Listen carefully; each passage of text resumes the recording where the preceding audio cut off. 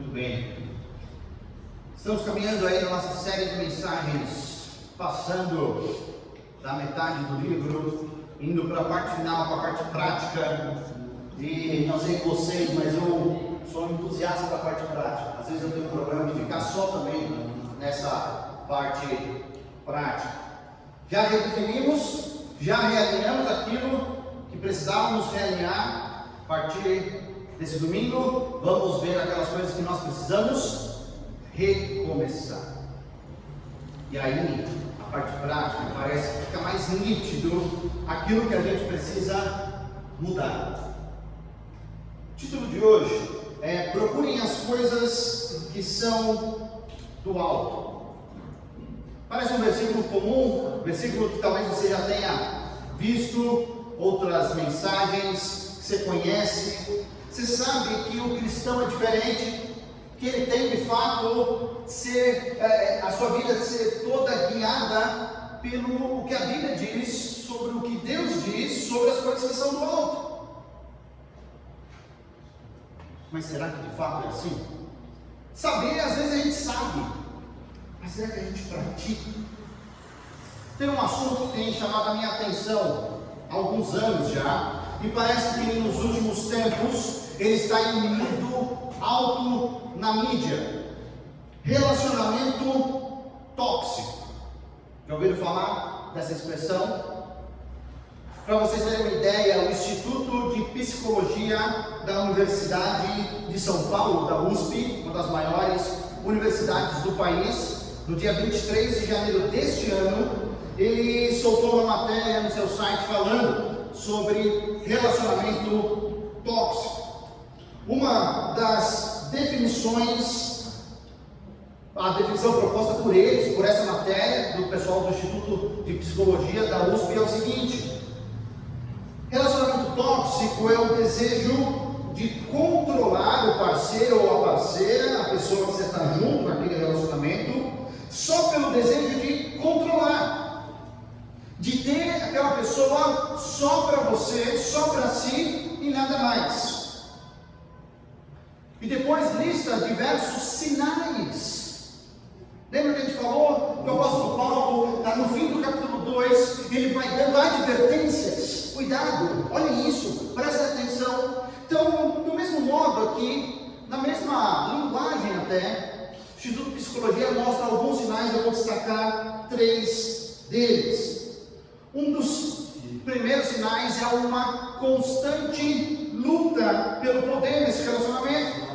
Ninguém cede, ninguém abre mão, um tem que mandar e o outro tem que obedecer. Isso é uma das características. Segunda característica é quando alguém está em um relacionamento tóxico, ela não se sente feliz, ela não se sente alegre e outras coisas mais. Terceiro sinal que me chamou a atenção é que uma pessoa que está em um relacionamento desse tipo, ela não se sente apoiada nas suas escolhas de vida ou as suas metas de vida. Lendo todo o artigo, ouvindo essas definições e outras mais, eu cheguei a uma grande conclusão. Tem muito cristão que está num relacionamento tóxico com Jesus Cristo. Talvez eu e você estejamos num relacionamento tóxico com Jesus.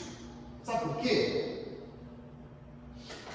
A gente luta constantemente contra o poder dele. A gente não quer deixar o controle na mão dele. A gente quer cuidar de volta. E a gente fica nessa luta, indo e vindo. Sabe o que mais? A gente não se sente feliz. Mas a gente não se sente feliz não pela definição da Bíblia, mas pela definição do mundo. Então a gente tem o nosso parâmetro pela definição do mundo do que é felicidade. E a gente não se sente apoiado nesse relacionamento com Jesus Cristo nas nossas decisões, nas nossas escolhas, que são, na sua maioria, erradas. E a gente acha que Deus tem que nos apoiar. pode escolher tudo, pode fazer o que você quiser, mesmo sendo errado. Muitos cristãos, eu e você, estamos vivendo um relacionamento tóxico com Jesus Cristo. A matéria continua e fala que tem um ciclo, uma constância sobre isso. Olha só que interessante. Tudo começa numa construção de tensão. Talvez não tenha uma tensão, ela é construída por esse lado. Às vezes o pessoal fala de abusador, e no caso nós somos os abusadores no nosso relacionamento com Jesus Cristo. Então a gente cria uma tensão, isolando a vítima, fazendo ofensas verbais e humilhação. Quer ver? Frases do tipo: Deus, o Senhor tem que fazer isso. Eu determino que o Senhor faça isso na minha vida. Deus precisa me dar isso aqui. Começou o ciclo. Preste atenção. Se você está no começo do ciclo, se você sabe de alguém está no início, construindo a tensão. Sabe por quê? O próximo passo nosso é explodir de violência. Sabe como a gente explode de violência? Eu fui enganado por Deus. Eu sou membro daquela igreja há tanto tempo e não aconteceu nada de bom na minha vida. Sabe o que? Eu acho que nem acredito mais em Deus. Deus não deve nem existir mais. Explodiu.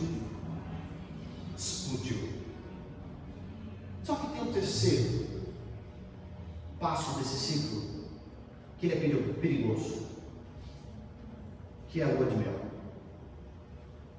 A pessoa pede perdão, enche, nesse caso, Deus, Jesus, de promessas, que ela vai mudar, que ela vai fazer, se reconciliam, porque todo pecado, todo pedido de perdão é um pecado reconciliado, e Jesus te recebe e reconstrói aquele vínculo. E aí você diz aquela frase: Jesus, eu vou mudar. Deus, dessa vez vai ser diferente. Eu vou ler mais a Bíblia. Eu vou orar mais. Quer saber? Todo domingo de manhã eu vou estar na IBD. Pastor, pode contar comigo. Deus, pode contar. O culto, nada me tira do culto à noite. Domingo à noite é prioridade. Você fiel ao dízimo nas ofertas. E aí, o fim do ciclo são essas promessas vazias, minhas e suas. Eu e você estamos num relacionamento tóxico com Jesus Cristo. Nos dois últimos capítulos que nós vimos, o apóstolo Paulo vai partir para a parte prática do que fazer, já que nós já sabemos quem Jesus é, que Ele é único, que Ele é exclusivo, que Ele é supremo. O que a gente tem que fazer? Não adianta eu e você falar, defender, se aquilo que a palavra de Deus diz não muda a nossa vida no dia a dia. Isso se comprova com as nossas atitudes. Eu e você, se colocar uma situação, creio que 90, quase todo mundo, 95% vai dizer: pela Bíblia tem que fazer isso e não aquilo. Nós sabemos. Mas quando chega na nossa vez, quando a gente veste aquele sapato, quando calça aqueles calçados ali do que está acontecendo, na prática nós negamos aquilo que a gente fala.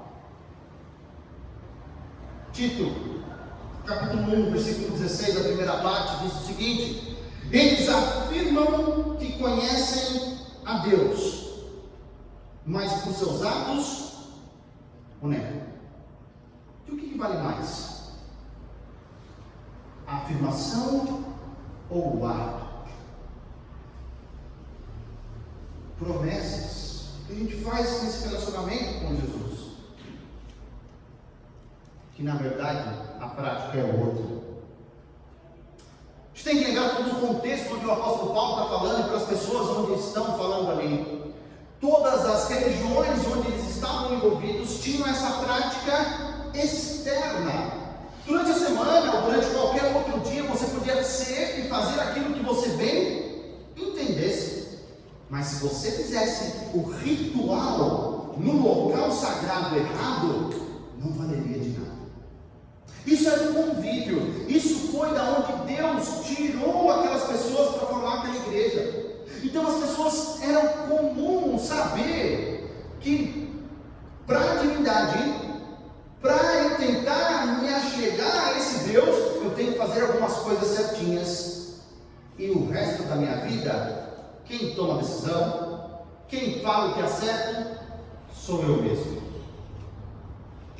Eles se depararam com o cristianismo, onde rompe completamente com esse estereótipo, esse tipo de religião que quer talvez 2 horas da sua semana. Não. Quando eu e você entendemos que o sacrifício de Jesus na cruz foi por mim, nós entregamos não 2 horas por semana, nós entregamos a nossa vida. A nossa vida.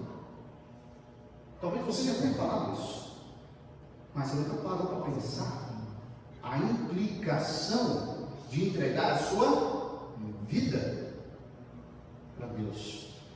Eu poderia ali num ato litúrgico fazer e acontecer o máximo, e no outro dia nem ligar, nem saber, porque muitas vezes estavam drogados, bêbados ou qualquer outra coisa. Mas foi lindo aquela apresentação ou aquela coisa que aconteceu ali para aquele Deus naquele tempo. Não.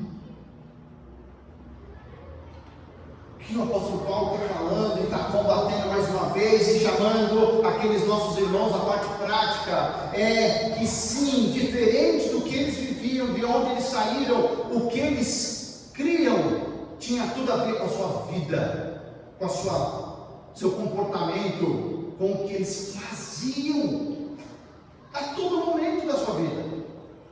Não era só 1 hora, 2 horas da semana. Não.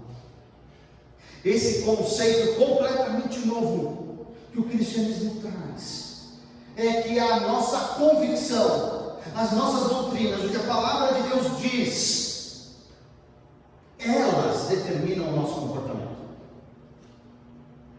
Elas dizem o que nós devemos fazer ou deixar de fazer, por convicção, pela vontade de Deus. Moldar a nossa vida no padrão de Deus. Essa é a diferença. Por isso, peço que vocês abram em Colossenses capítulo 3.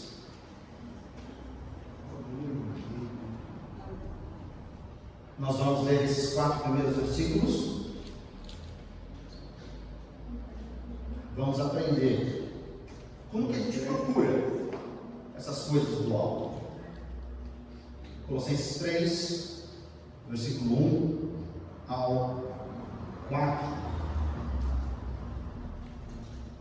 Diz assim a palavra de Deus: portanto, já que vocês ressuscitaram com Cristo, procurem as coisas que são do alto, onde Cristo está assentado à direita de Deus. Mantenham o pensamento nas coisas do alto e não nas coisas terrenas, pois vocês morreram e agora a sua vida está escondida com Cristo em Deus. Quando Cristo, que é a sua vida, for manifesto, então vocês também serão manifestados com Ele em glória. Vamos orar. Pai querido, te agradecemos, Senhor, pelo poder da palavra de Deus. Senhor, e pedimos nesse momento pela iluminação do Espírito Santo nas nossas vidas, que possa trazer e fazer saltar da Tua palavra tudo aquilo que nós precisamos aprender nessa noite. É o que pedimos ao Senhor, pelo nome precioso de Jesus. Amém. Sim, o apóstolo Paulo começa a falar de um relacionamento, de um cotidiano, de um viver dia a dia com Jesus. Não ter um caso, não esporadicamente, de vez em quando me encontrar com Jesus. Não, ter um relacionamento saudável com Jesus. É disso que nós estamos falando.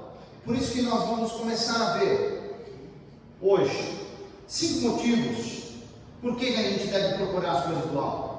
Nós vamos ver 3 hoje, 2 na semana que vem. Fiquem tranquilos, para a gente conseguir digerir, se alimentar do que a palavra de Deus traz aqui. Primeiro motivo, nós vamos começar pelo versículo 3, a primeira parte do versículo 3, que diz que nós morremos, pois vocês morreram. Quando nós lemos outra carta, outra epístola do apóstolo Paulo, escrevendo uma outra igreja, onde ele não tinha contato aos romanos, ao povo da capital, talvez o povo um pouco mais intelectualizado, ele vai gastar, ou na verdade investir um capítulo inteiro, capítulo 6 do livro de Romanos, falando sobre isso aqui. Como que é que morreu? Quem morreu? Para que morreu? Como que foi isso? E ele começa a discorrer, no capítulo 6, 7 e termina ali no 8. Quando fala sobre morte, logo nós lembramos da cruz, e logo nós lembramos que Jesus morreu por nós, é verdade? Mas muitas vezes a gente só esquece que ele morreu em nosso lugar. Foi uma substituição, porque a verdadeira pessoa que deveria estar pregada naquela cruz era eu e você. Então a primeira lembrança de morte que nós temos é que Jesus morreu, claro, mas ele morreu em nosso lugar. Para quê? Porque eu e você também morremos e nos identificamos na morte de Cristo. Mensalmente, foi o que nós adotamos como igreja. Não tem erro, gente, se é menos tempo ou mais tempo, mas mensalmente nós relembramos o quê? A morte e ressurreição. Ele morreu, mas eu e você nos identificamos. Nós estávamos ali. Ele estava nos representando. Jesus levou sobre ele, nos seus ombros, o pecado, meu e seu. E só você pode pensar: caramba, foi muito pecado que Jesus levou. E agora multiplica por todos nós, toda a humanidade, todos os crentes que já viveram em todos os tempos e vão viver ainda. Todos os pecados ali nas costas, Jesus suportando, pagando por esses pecados ali na cruz. Mas não só esse tipo de morte. Quando a gente pensa em morte, também ele pega e morre e pede para que eu e você a cada dia morramos para o pecado. Ele que nunca pecou, ele que é o nosso exemplo máximo, fala: agora que vocês têm essa oportunidade, a cada dia vocês devem andar em santificação. A cada dia vocês devem morrer para o pecado, de manhã, de tarde, de noite. Agora tem que dar ênfase, de madrugada também. Morreu no pecado, porque o poder que ele tinha ali na cruz foi rompido, nunca mais. Então eu e você, nós estamos com Cristo. Então nós morremos com Cristo. Aquela morte foi nossa. Isso nos leva à primeira questão prática que faz por que eu devo procurar as coisas do alto. Porque se eu já morri, se Jesus morreu no meu lugar, então eu tenho hoje total capacidade de vencer, de ter vitória sobre o pecado.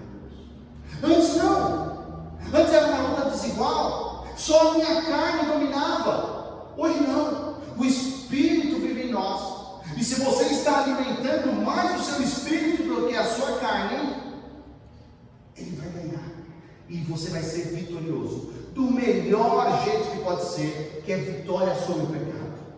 Agora, se você entregou sua vida a Jesus Cristo, você está nesse relacionamento tóxico com Ele, você continua alimentando a sua carne, não alimentando o Espírito, quem você acha que vai ganhar nessa batalha? Quem tiver mais alimentado. Quem você tem alimentado? Romanos capítulo 6, versículo 2 diz assim: nós, os que morremos para o pecado, como podemos continuar vivendo nele? Como podemos continuar vivendo em pecado? Parece uma pergunta retórica. Não tem como. Se eu e você já morremos para o pecado, a gente não pode viver mais para o pecado. Não podemos mais alimentar a nossa carne. Então, o primeiro grande motivo para a gente pensar nas coisas do alto, nas coisas de Deus, é que nós temos hoje a capacidade de vencer essa luta, mas depende de quem você alimenta melhor. Segundo lugar, no início do versículo 4, ele diz: quando Cristo, que é a sua vida. Então, se nós morremos com Cristo, hoje nós também vivemos em Cristo.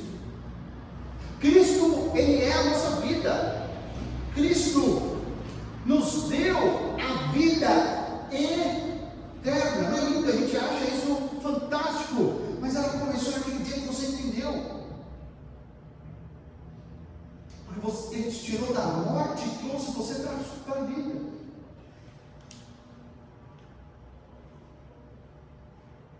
Mas o que é a vida eterna?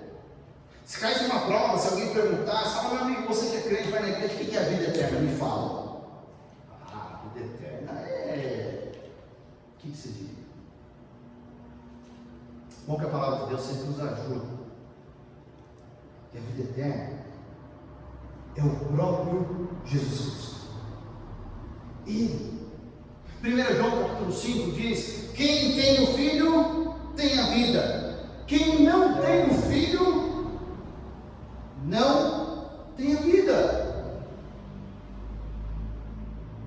O que nós somos então? Parece que eu e você somos meio morto-vivo, meio zumbi, porque a gente está morto, mas pelo outro lado nós estamos vivos, não é verdade? E aí vem os crentes assim: sim, eu e você temos que estar mortos para o pecado, mas nós estamos vivos em Cristo. E tem muita gente que gosta de estar vivo para o pecado e deixa Jesus Cristo bem mortinho na sua vida. Nem aparece, nem fala, nem cita que é cristão nos seus ambientes.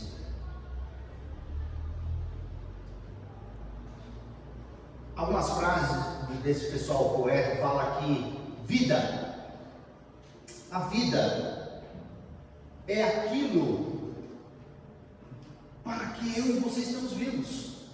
Por que você está vivo? Vida é aquilo que faz a gente ter essa paixão de viver. Isso é vida. Pega uma criança, pega aí qualquer uma da igreja, vai falar sobre um assunto que ela gosta, talvez até uma comida que ela gosta. Gente, na próxima vez que ela te ver, ela vai falar sorvete, né? Pé black, vai falar daquela conversa, porque você atingiu aquilo que faz ela viver, faz ela vibrar, faz aquele olho dela ficar brilhando. É vida. Quando perguntaram do apóstolo Paulo o que era vida para ele, ele não pegava, não pestanejava, ele pegava, porque para mim o viver é Cristo. É isso que você falaria? Não. Pelo meu trabalho, pela minha família. Tem gente que fala até pela igreja. São coisas boas, mas não são o principal. Sabe o que tem acontecido? Que a gente vê na vida do apóstolo Paulo, que ele vivia aquilo de fato, porque tudo aquilo que era relacionado a Jesus Cristo empolgava ele. Você sabe, quando você pegou o assunto de uma pessoa, quando a pessoa se empolga sozinha. Você está falando uma coisa, está falando de A, daqui a pouco chega o assunto C, a pessoa, ela se empolga sozinha e fala, opa, esse é o assunto dela, isso é a vida dela, é aquilo que empolga. Só que eu vejo poucos, se não pouquíssimos cristãos empolgados com Jesus Cristo, em viver para Ele, em se esforçar, de dar tudo. Tem gente dando migalha, de dar tudo. Tem uma história sobre duas irmãs que eram muito bonitas e iam naquelas festas bem extravagantes na sua adolescência e juventude. Pela graça e misericórdia de Deus, elas vieram a se converter, entregar sua vida a Jesus Cristo, sua vida.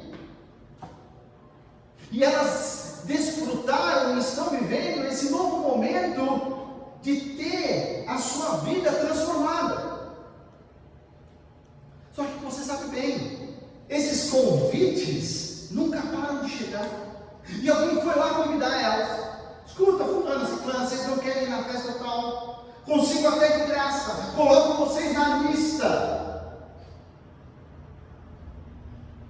Pararam, se entreolharam, responderam, não, a gente não vai, a gente não pode ir, sabe por quê?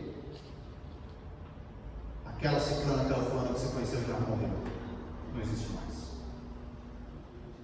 Aquilo não é mais a nossa vida. Não faz parte. Eu não tenho desejo, não tenho vontade. Para quê? E lá, não faz sentido. Muito bem.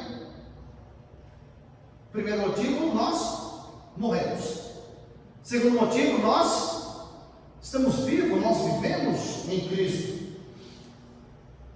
Terceiro motivo dessa noite de hoje é que eu e você fomos ressuscitados com Cristo. Talvez vai achar estranho, mas é possível.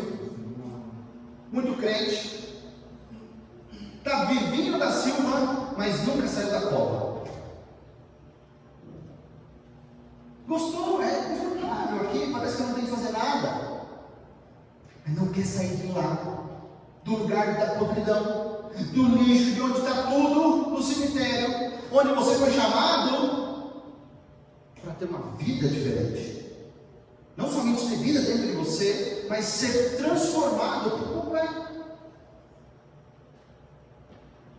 Talvez você já viu histórias, e impressionante aí, durante esse último terremoto, esse tipo de história continuou a aparecer. Na Segunda Guerra Mundial, judias,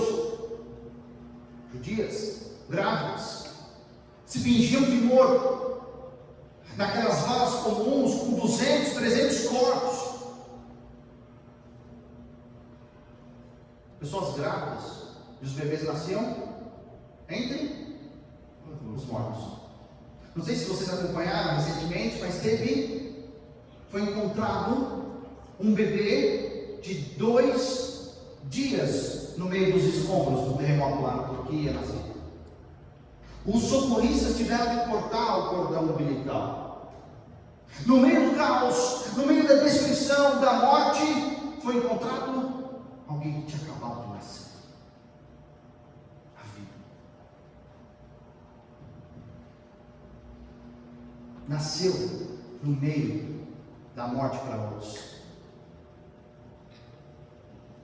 Quando Jesus nos dá a vida, Ele não somente nos tira, nos dá a vida e vivifica a gente ali na cova, mas Ele nos tira de lá e quer nos dar um trono. Mas tem gente que nunca quer sair da cova, quer ficar lá. Sabe por quê?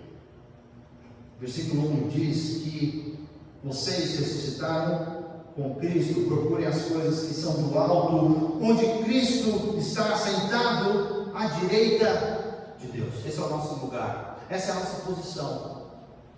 Mas tem muita gente, muito cristão, no relacionamento tóxico com Jesus, que prefere ficar na cova. Nós temos essa grande identificação com a sua morte, com a sua ressurreição e a vida que nós ganhamos dele, não é verdade? O que nós estamos falando aqui, querido, é fato, mesmo que você não acredite. Você tem tudo isso.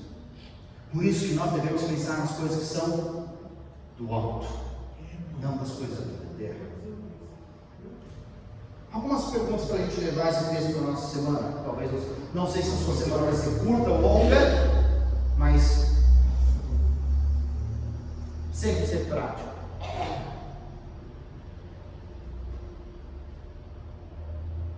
Eu estou num relacionamento tóxico com Jesus?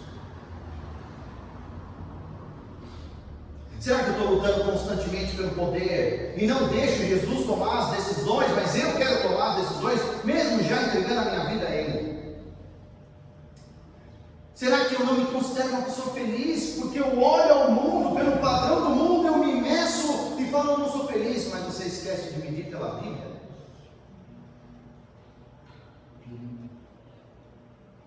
Será que você está nesse relacionamento tóxico com Jesus, achando que Ele não te apoia nas suas decisões erradas?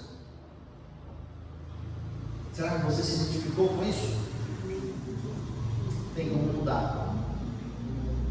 O bom de identificar essas coisas é que dá para mudar, dá para agir, dá para melhorar e ser tudo aquilo que foi planejado para mim e para você. Segunda pergunta. Nessa luta diária, constante, entre a carne e o espírito, como que você está? Você está tendo vitória sobre o pecado? Ou o pecado está te dominando? Como tem sido? Mais derrotas, mais vitórias? Ah, pastor, está meio a meio aí. Depende do dia. Eu e você temos tudo aquilo que nós precisamos para ter vitória sobre o pecado. Só que a gente tem que pensar nas coisas que são do alto, não as coisas que são aqui da terra. Terceiro e último, que já está suficiente por hoje, né, pessoal? Você fica empolgado com o quê? O que te empolga? Coisas relacionadas ao teu trabalho, à sua família, ao seu time, à sua paixão. O que te empolga? É Jesus e a igreja dele? Porque se você for conversar com qualquer pessoa de recursos humanos, de RH, qualquer pessoa bambambam que eles têm chamado coach aí fora da parte certa, eles vão falar que eu e você temos que estar envolvidos com a nossa paixão, aquilo que bate no nosso coração, não é verdade? Só que a gente esquece que a nossa paixão primeira é com Jesus Cristo, é com Deus, é com a sua igreja. E quando eu vejo cristãos tomando decisões que não incluem Deus, Jesus e a sua igreja, é uma evidência que ele não é apaixonado, ele não tem o seu coração naquilo que Deus pede para ele ter. Lembra o apóstolo Paulo? Porque para mim o viver é Cristo. Uma coisa, mas a coisa certa. A paixão dele. Tudo que falava, tudo empolgado a ele. Se você não está falando assim, mas não está falando isso, não está fazendo sentido para mim. Faça um desafio para você. Nessa semana, se observe. Para, olha. Para que você vai ficar empolgado? Para que você vai se preparar diferente? Para você se olhar, para você se entender. Tá certo? Ou eu preciso melhorar? Queridos, o grande bálsamo, o grande remédio é que se eu procurar as coisas que são do alto, aí o meu relacionamento vai ser um relacionamento saudável com Cristo. Não aquele relacionamento no início, um relacionamento tóxico, que muitos cristãos têm com Jesus Cristo. Que a nossa geração adora abusar desse relacionamento tóxico. Mas a palavra de Deus, esse capítulo, esses versículos estão nos direcionando a pensar no lugar certo. E pensando do jeito certo, nós vamos ter um relacionamento saudável com o nosso Senhor, com o nosso Salvador. Não sei se você reparou, mas a frase começa com uma condição. Porque se você não pensar nas coisas que são do alto, o seu relacionamento com Jesus não será saudável. Vimos 3 motivos para pensar nas coisas que são do alto. Semana que vem a gente vai ver mais 2. Vale a pena. É a maneira de Deus. É o que Deus quer para mim e para você. Vamos orar.